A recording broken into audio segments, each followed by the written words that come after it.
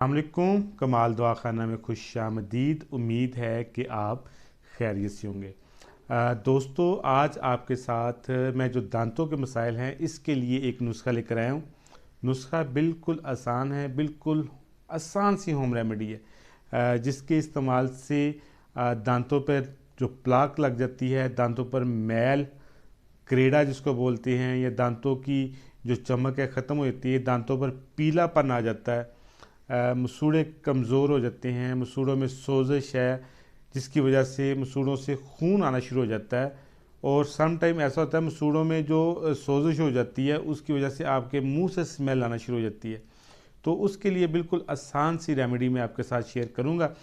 तो रेमेडी से पहले आप मेरे चैनल को सब्सक्राइब करें ताकि तमाम हर्बल वीडियोस आपको मिलती रहे। तो रेमेडी जो है वो बिल्कुल आसान है। अब करना क्या है कि आपने दो चीज़ें लेनी है।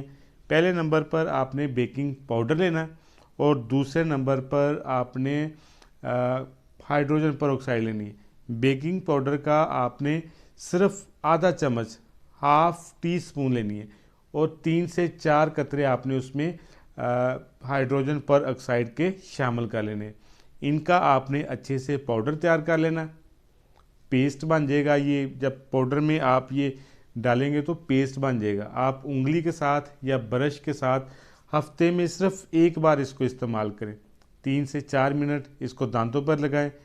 हल्की हाथ के साथ, उंगली के साथ मसाज करें या ब्रश के साथ मसाज कर लें और पानी से इसको वॉश कर दें।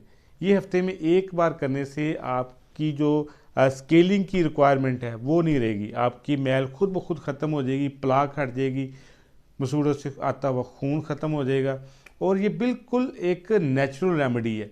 ये बेकिंग पाउडर और जो हाइड्रोजन पेरोक्साइड होता है इसकी थोड़ी सी मकदार जो होती है वो आपके सलाइवा में, ये जो थूक होता है इसमें मौजूद होती है। तो इस वजह से हम कह सकते हैं कि ये बिल्कुल आसान रेमेडी है। इसमें किसी किस्म का कोई केमिकल नहीं है, बिल्कुल बेज़रर सी चीज़ है। आप इस्तेमाल करें, इंशाल्लाह ताला से आपको 2 से 3 दफ़ा इस्तेमाल करने से इसका बहुत ज़्यादा फ़ायदा नज़र आएगा।